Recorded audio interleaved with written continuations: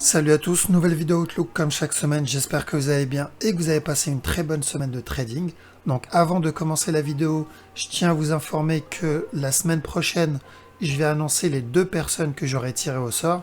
Je ferai le tirage au sort au milieu de semaine prochaine, donc mercredi ou jeudi, et je l'annoncerai dans la vidéo de samedi prochain. Ok, donc il est pas trop tard, vous pouvez toujours participer, il suffit juste de lâcher un like et un commentaire sous la vidéo et c'est tout. Voilà, donc sans plus tarder, on va attaquer la vidéo. Let's go. Alors donc AutoCAD, j'attends toujours ce running. Donc on attendait un sell la semaine dernière ici. Ici, on a eu ce drop, mais je n'étais pas fan du drop. Il a cassé, j'attendais un autre sell aussi. Toujours pour ce running. Là, vu l'amplitude de ce mouvement, c'est possible que le running soit valable. Donc si c'est le cas, on aura un up, encore une cassure du top. Okay. Ou on peut être encore dans le développement de ce running. La question c'est est-ce qu'on est encore dans la structure 4 heures, on est en train de faire la structure 4 heures, ou est-ce qu'on est encore dans la structure 1 heure. Si on est encore dans la structure 1 heure, on va encore avoir un up avant la structure 4 heures. Si on est déjà en train de faire la structure 4 heures, le running n'est pas fini. Okay, donc faites attention, tant que ce bas n'est pas cassé ici, si vous avez des setups d'achat, why not pour un dernier plus haut. Ok, donc surveillez cette possibilité. Si le bas ici il est cassé, vous pouvez oublier le bail. En tout cas court terme. Okay, long terme ça ne change pas, c'est un gros bail encore. Haut de CHF. Donc haut de CHF, vu le mouvement, vu la correction ici, enfin le mouvement correctif, je pense qu'on va avoir un bail. Maintenant je ne sais pas quand cette correction sera terminée. D'ailleurs en interne on peut même avoir un spike vers le haut, comme ça, et ensuite encore un autre drop avant peut-être valider le top ici. Okay.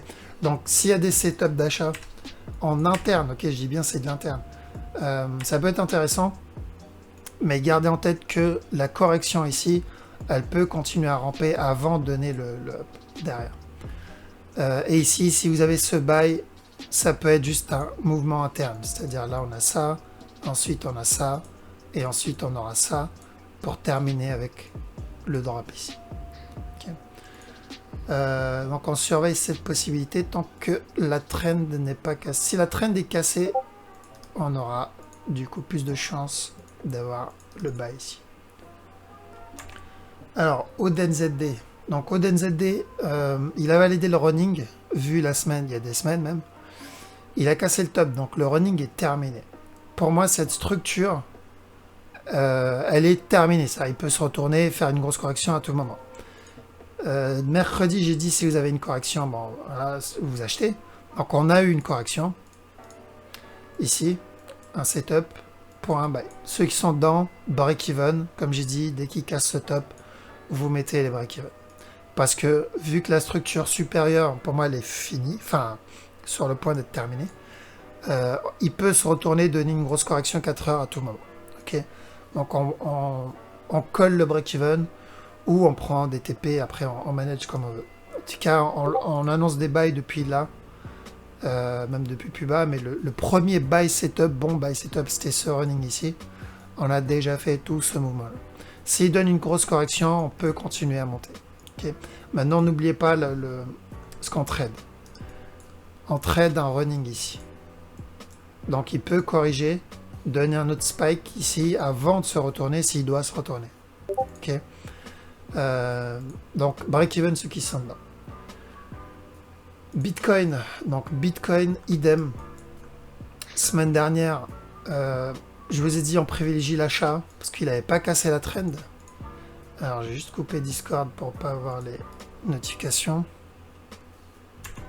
Voilà, donc on était sur la trend, c'est pour ça que je vous ai dit on continue à chercher plutôt les buy setup parce que j'analyse toujours la grosse structure et ça n'a pas changé. Ok, on a vu, donc je vous ai dit j'attends une correction genre D1, 4 heures D1 pour valider la continuation vers le haut. J'attends toujours la même chose. D'accord, je vois pas de sell setup pour le moment. Ici on a eu pas mal de buy setup en interne. On a eu là, ici et là. La possible, il est en train d'en faire un autre. Donc là, ce qu'il peut faire, c'est ou il drop, avant de monter, ou il casse le top, il drop avant de monter.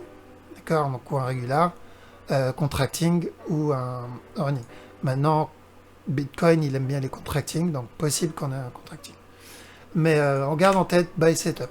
Okay. Acheter ici, c'est risqué, parce qu'on est à un top. S'il valide un régular ici, bon bah, celui qui va acheter là, il va se trouver en négatif. Maintenant, celui qui investit, bon, on s'en fout. S'il vient casser la trend, ici, s'il casse la trend avec un gros mouvement impulsif et il corrige en dessous, là, toute la structure change. Mais pour le moment, c'est pas le cas. Donc, ça rien de paniquer et se dire, ouais, le Bitcoin va redescendre à 3000.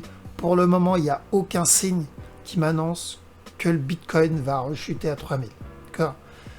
Ça ne veut pas dire que ça ne va pas arriver. Ça peut venir, mais les deux possibilités pour que le Bitcoin revienne casser ce bas, c'est première possibilité pour moi qui a le plus de probabilité, c'est il monte, il casse ce top. Une fois ce top cassé, là il vient casser ce bas là. Ça c'est le premier scénario, c'est celui que je surveille actuellement et je continue à surveiller jusqu'à preuve du contraire. L'autre scénario, comme j'ai dit, donc il spike en cassant la trend, il corrige sous la trend.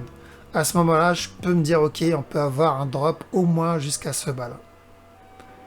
Ok, il peut même venir casser ce bas-là, revenir toucher les 4000 ou 3000. Mais je ne vais pas trade ça parce que je n'ai aucun setup qui m'annonce ce scénario. Donc, on continue à chercher des buy setup si on a de l'achat. Ensuite, qu'est-ce qu'on a? 4CHF, donc on va aller en une heure. 4CHF, il a fait une correction ici, donc je crois que c'est celui que j'ai posté hier dans le Discord pour un sell, un simple régular, mais il faudrait qu'il vienne casser ce bas pour me valider. Celui-là. Donc tant qu'il n'a pas cassé ce bas, malheureusement, ceux qui sont dedans, si vous êtes dedans comme moi, break-even, le problème c'est que tant qu'il ne casse pas ce bas, on peut avoir une structure complexe, qui est beaucoup plus grande. Ça peut continuer à ramper ici. Mais je surveille toujours la même structure jusqu'à preuve du contraire. On va voir en 4 heures vite fait. Ok, donc 4 heures c'est où ça c'est la correction. Comme ça, si c'est le cas, on va avoir un up. Et tout ça, ça peut être le départ d'une structure corrective pour un autre plus haut, tout simplement. Donc long terme, ça n'a pas changé. On fera attention. On fera attention au buy, c'est-à-dire là on cherchera de l'achat une fois que cette correction sera terminée, mais une fois que ce top cassé, on va faire très attention parce que tout ce mouvement peut devenir correctif pour un autre plus bas. Donc petit time frame, on est toujours sur une correction et là on verra s'il viendra casser ce top ou pas. Donc on focus cette structure pour le moment. Elle doit venir casser ce bas là. J'ai même l'impression qu'il... je sais pas s'il a cassé ou pas, en fait. Non, ok. Donc, elle doit venir casser ce bas-là. Ensuite, CHF Yen. CHF Yen, idem. Buy. Cherchez des buy. Setup. Sachez qu'on est toujours dans une correction. Là, il peut très bien faire ça. Drop. Et ensuite, avoir le buy. Ce sera encore mieux. C'est ce qu'on veut, d'ailleurs. L'idéal, c'est d'avoir cette correction. Est-ce qu'il faut acheter là? Non, ce serait pas une bonne idée. Parce que là, si on achète, bah, il peut monter et drop derrière. Et on se retrouve dans un mouvement correctif pendant très longtemps. Okay? Ou il peut spike, casser le bas tout de suite et me donner une autre structure corrective. Donc, on attend plutôt la fin de cette correction, si c'est une correction. Okay? On le verra si c'est le cas. Ensuite, une fois qu'il viendra casser ce bas, là, on peut commencer à chercher des setups d'achat. Mais moyen terme, je donne plutôt la direction moyen terme. Bye. DAX, on avait vu un sell. Donc je rappelle, hein, j'ai posté tout ça mercredi sur le site. Si vous voulez plus de détails, allez voir sur le site. Donc on avait un sell setup ici. On a dit on attend de la vente. Ou pour une grosse structure corrective ou pour un retournement. Maintenant, vu la structure ici, faites attention, on peut avoir encore un autre plus haut. Ici. On peut avoir encore un autre plus haut. S'il casse le plus haut, on met le break-even et on cherche d'autres setups de vente. Mais on ne rentre pas en buy tant qu'on n'a pas de setup d'achat. C'est-à-dire ici, il faut qu'il corrige. Il faut qu'il me donne un flag ici si je vais rentrer à l'achat. Parce que tout ce move peut devenir correctif pour entamer la grosse structure corrective qu'on cherchait, qu'on annonce depuis des semaines. Okay. Donc attention au possible regular flat ici pour un last push. Le dos, pareil. Okay. La même chose, ce mouvement peut être correctif pour un last push encore. Donc faites attention à ça. Si vous voulez rentrer en buy, vous devez attendre un flag ici. S'il n'y a pas de flag, vous oubliez. On avait dit chercher des sell setup la semaine dernière. On a eu ça. DAX, pareil, on a eu ça. Maintenant, le mieux, c'est de prendre ses profits sur ses downs et de surveiller si on va avoir un dernier plus haut ou pas. Donc là, la même chose. Possible buy. Au moins dernier. Eurohood. 4 heures. Alors, Eurohood, tout ce move, il a cassé le plus bas, je crois. Ouais, il a cassé ce bas. Donc, tout ce move peut être correctif pour encore un down. Ok. Donc, je surveille s'il vient me casser ce top ou pas. Celui-là. Parce que le truc, c'est qu'il m'a cassé ce bas. Vu qu'il m'a cassé le bas, il n'est pas obligé de me donner ce down. D'accord. Mais maintenant, vu la structure, comment elle est corrective, il y a des chances qu'ils viennent casser encore une fois le bas ici. Si c'est le cas, on peut avoir en fait un plus gros running. Ça veut dire que ça, c'est une correction interne. Là, on peut avoir un down, gros spike, et ensuite continuation vers le bas. Parce qu'on garde en tête, la direction, c'est toujours de la vente sur le long terme. Donc, très simple. Là, on a eu un running. Je sais, il y en a, ils voient tout ça comme un running. Tout ça comme un running. Personnellement, je suis pas fan de ça. Je pense qu'on est sur juste une structure comme ça. Et faites attention ici. Si vous avez la cassure de la trend, correction, pourquoi pas un sell. Ok. Ceux qui peuvent rentrer ici, si vous avez des setups ici en interne, pourquoi pas, mais il va falloir manager parce que ça va être des trades en petit time frame. D'accord. Donc, si vous voulez être safe, attendez la cassure de la trend et vous attendez un setup sous la trend. Eurocad. Donc Eurocad, je pense qu'il viendra casser ce top. Ici. Donc on a eu un running en interne. Suivi d'un simple régular ici.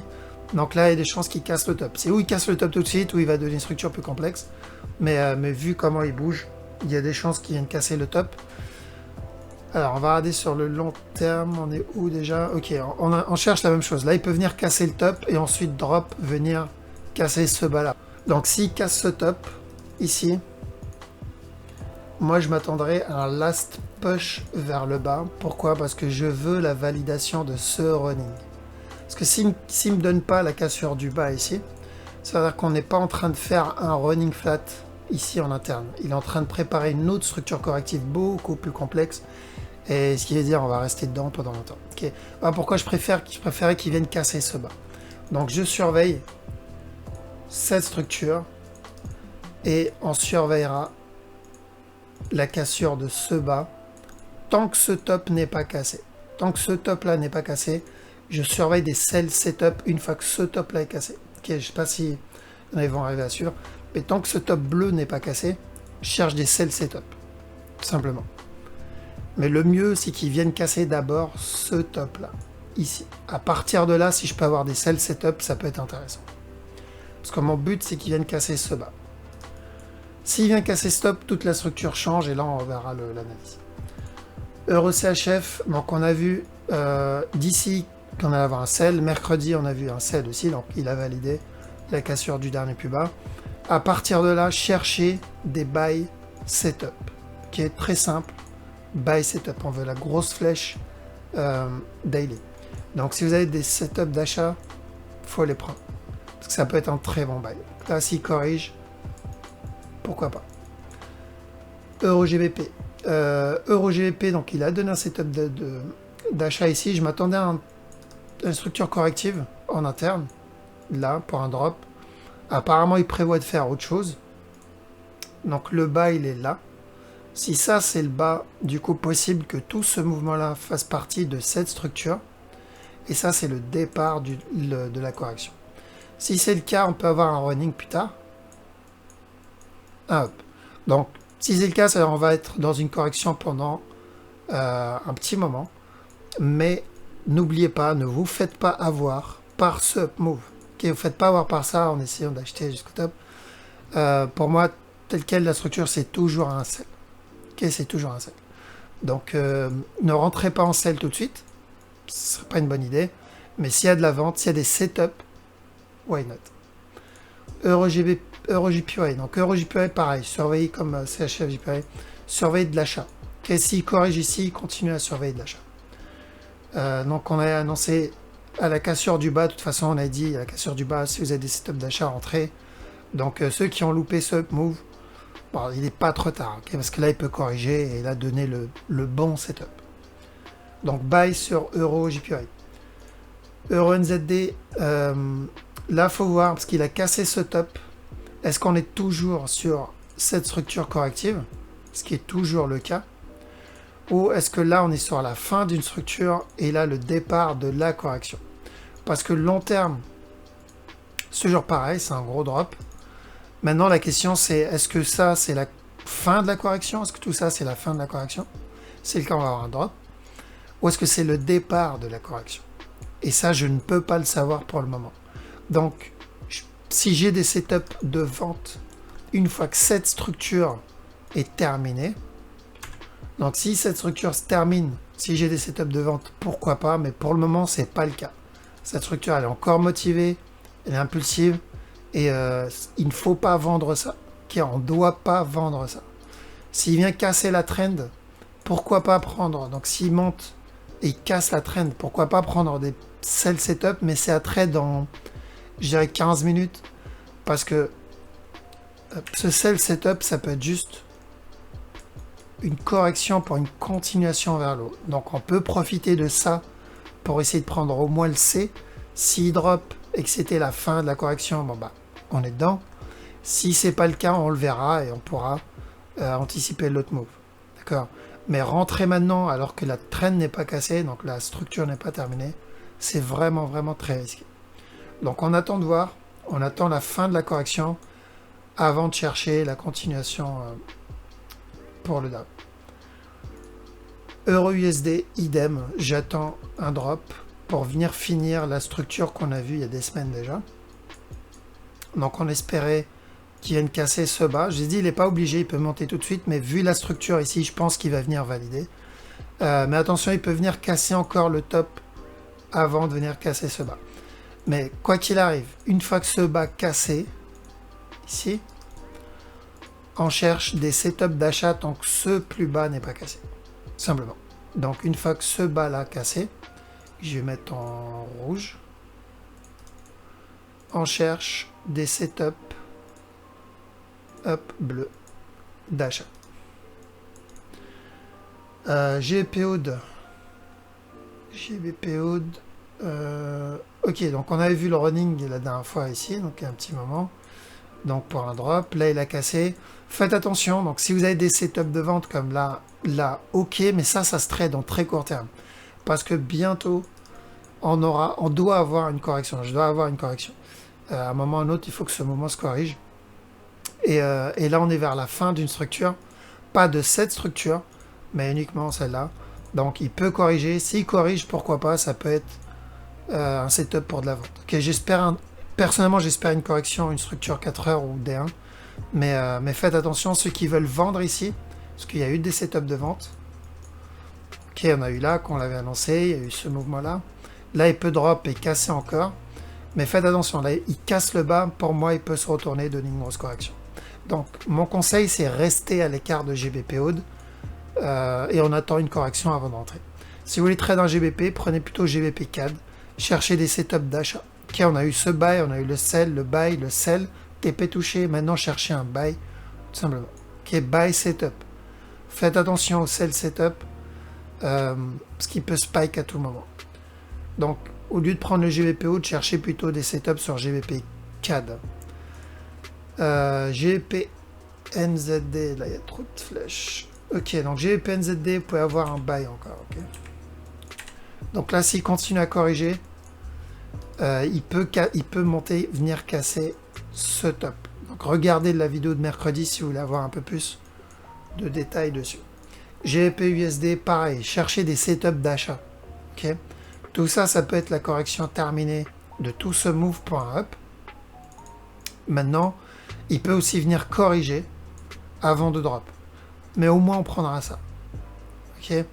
Parce que si au lieu de la correction, on a l'impulsion, ben on sera bien content. Donc, vaut mieux chercher des setups d'achat sur GBP USD. Parce qu'on a le potentiel buy ici. Et aussi, par rapport à la structure D1, c'est un buy aussi. Qu'est-ce qu'on a? Je crois que NZD4, j'avais annoncé un sell. Quelqu'un l'a pris. Celui-là, là. Donc ceux qui l'ont pris, mettez les break-even. Hein. Je vous ai dit ici, vous pouvez avoir un sell setup. Posez les break-even parce que la structure, vu qu'on ne sait pas trop ce qu'il nous fait, peut se retourner à tout moment. Personnellement, je prendrais plus les profits sur ça. USD CAD, j'attends toujours la validation de la structure. C'est-à-dire, il doit venir me casser. J'aimerais qu'il vienne me casser ce bas pour me valider le running en interne. Donc la bonne nouvelle, c'est que ce mouvement, il est correctif. Maintenant, la mauvaise nouvelle, c'est que ce mouvement correctif peut annoncer une structure beaucoup plus grande. Ok? Mais si je vais en D1, bah, en D1, moi, ça m'annonce un sell. Qu'est-ce qui m'annonce là le mouvement? C'est un drop, mouvement correctif. Donc ça, c'est la bonne nouvelle. C'est que la structure D1 m'annonce de la vente. Maintenant, le problème, c'est en interne, c'est quand rentrer dans la vente. Okay, parce que de l'interne ici, cette structure m'annonce qu'elle est vers la fin. Okay, celle-là m'annonce qu'elle est vers la fin. Donc la correction, elle est vers la fin. Du coup, c'est où il drop tout de suite. Okay, il me donne la grosse impulsion D1. Où il va donner un dernier plus bas.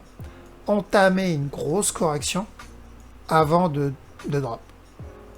D'accord. Donc ça, je ne sais pas encore. C'est pour ça que je dois voir ce qu'il me fait ici pour valider un côté ou un autre. Mais pour se rassurer, on garde en tête qu'en D1, ce mouvement-là, il est plutôt correctif pour ou un drop ou un gros up avant le drop ici. Okay. Parce que l'analyse long terme, c'est toujours ça. C'est ou une correction et il casse le top, ou il chute tout de suite et il casse ce bas. Donc ça va être vite. On va repérer ça rapidement. Si ça, il se transforme en gros mouvement correctif, c'est-à-dire s'il me donne un truc comme ça, il faut que ça soit à peu près de la même. On va dire voilà ça. S'il me donne ça, là ça annoncera un buy. Ok. Maintenant, si tout ça, ça se transforme en structure, est-ce que je peux avoir une structure similaire qui pourrait m'annoncer le drop d'une fin de tendance? Non, il n'y en a pas ici.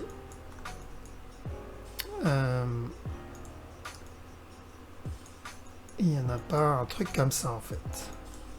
Ça, une impulsion, une correction derrière. Donc si j'ai une impulsion et une correction derrière ici, ça peut être intéressant d'entrer en vente.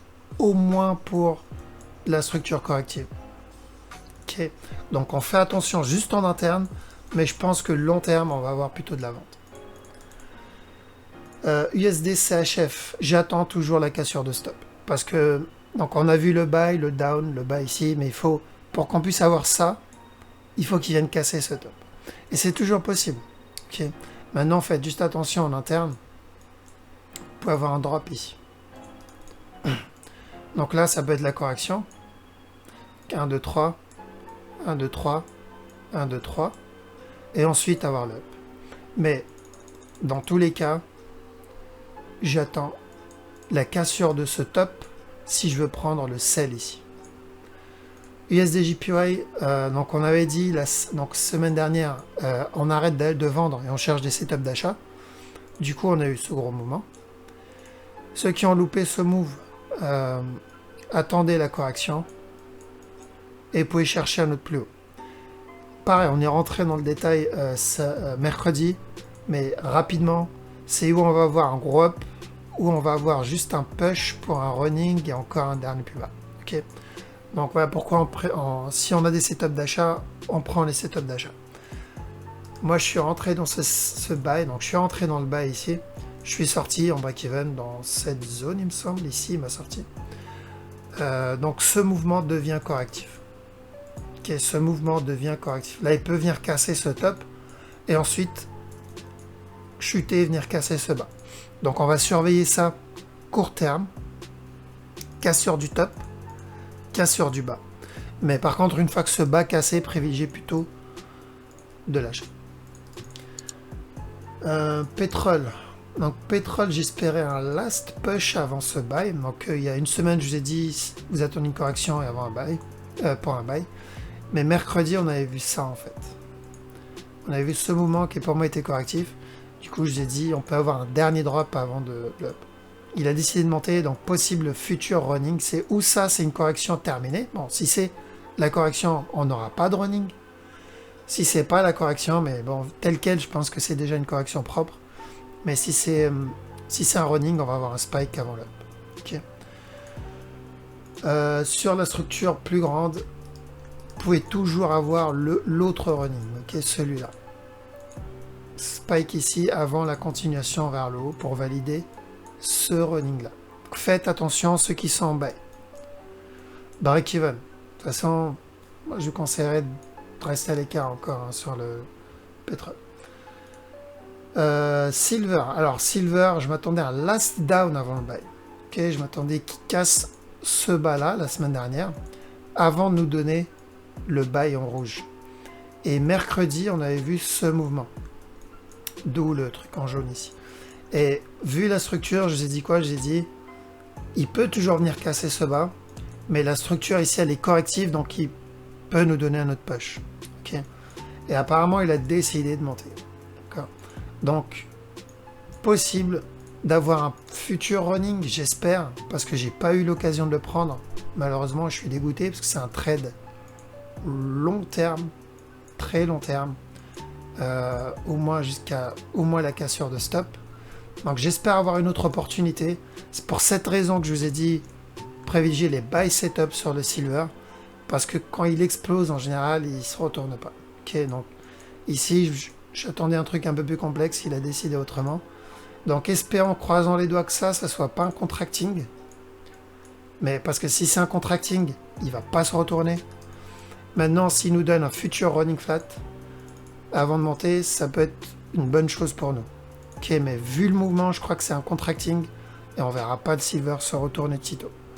Si c'est le cas, j'attendrai un setup comme là, ici, et je rentre à l'achat. Le gold, il a cassé, mais perso, je surveillais pas de l'achat ni de la vente. Je disais rester à l'écart, privilégier le silver pour l'achat. Là, on peut avoir un running flat pour continuation vers le haut et un retournement derrière. Je ne pense pas que le gold, je sais, il croit que le gold va venir casser ce top. Personnellement, je pense pas. Ok, si je dois suivre la structure, je ne pense pas. Au moins avoir une grosse correction s'il veut venir casser ce top. Ok, mais il me faut cette grosse correction si je dois avoir ça. Pour le moment, je l'ai pas et c'est ça le problème. Ok. Donc c'est pour ça que je dis faites très attention sur le silver en fait. Contrairement sur le gold, pardon. Contrairement au silver où on est au plus bas. Donc à partir de là, il peut que monter. Le gold, c'est différent. Le gold, on est quasiment au top. Donc là, il y a plus de chances d'avoir un drop au moins correctif qu'une continuation vers le haut. Donc acheter ici, c'est vraiment pas une bonne idée. Acheter le silver, mais pas le gold. Ok. En plus là le top est cassé, donc il peut spike vers le bas à tout moment, au moins pour un running. Ripple, je crois on avait vu un buy il me semble, pour l'interne, ouais, voilà ça. Donc cassure de stop, c'est ce qu'il a fait. Et là pareil, ok, pour moi à ce moment il est toujours correctif pour encore un buy. Simplement. Voilà, oui j'aurais d'autres choses. Oh, C'est bon, merci. Bien, GBP JPY, s'il te plaît. Je crois que c'est un buy, GBP JPY. Il me semble que c'est de l'achat celui-là. Ouais, si t'as des setups d'achat, achète. Là, c'est risqué. Fallait vendre quand on l'avait annoncé. Là. Là, c'était risqué de le vendre. Et là, ça sera risqué de le vendre. Donc, il peut continuer à ramper. Mais, voilà, c'est un risque que tu prends parce que d'après cette structure, j'attends plutôt un up. Ok, donc si t'as des setups d'achat, pourquoi pas. Mais à manager, il faut manager ça. Franchement, si tu veux trade des GBP, prends plutôt GBP USD, GBP 4. Ça sert à rien de trade 1000 GBP. Si tu as une grosse news GBP, tu vas te faire avoir. Donc, vaut mieux prendre 1 ou 2 GBP maximum et tu prends la paire, celle qui a le plus de probabilité, qui a une belle structure. Et les deux qui ont une belle structure, c'est GBP CAD et GBP USD. Tu as moins de risque de cramer ton compte à cause d'une news. Autre chose? Non? Ok. Donc j'avais dit au début de la vidéo, l'intro, que le samedi prochain, je vais annoncer les 2 personnes qu'on va inviter dans le webinaire. On verra pour quel webinaire on va faire ça. Mais donc samedi prochain, je sélectionnerai les 2 personnes qui vont nous rejoindre. Ils vont voir un peu comment ça se passe. Ils vont voir l'envers du décor. Donc je vais arrêter la vidéo ici. Donc ceux qui regardent la vidéo sur YouTube, moi je vous laisse là. En tout cas, comme toujours, hein, franchement, merci pour le soutien. Merci de me donner un peu de votre temps. Et donc n'hésitez pas, comme j'ai dit, vous pouvez toujours participer parce que je ferai la sélection que la semaine prochaine. Donc pour la prochaine vidéo, je ferai la sélection mercredi, mais je l'annoncerai pour la vidéo de samedi. Donc n'hésitez pas à liker et à commenter. Pour ceux qui veulent rejoindre les cours, donc la formation de la vague, de la session de juillet, pareil, vous m'envoyez un message, vous réservez votre place directement sur le site. Moi je vous laisse ici, je vous souhaite à tous un très bon week-end, je vous dis à la prochaine, ciao.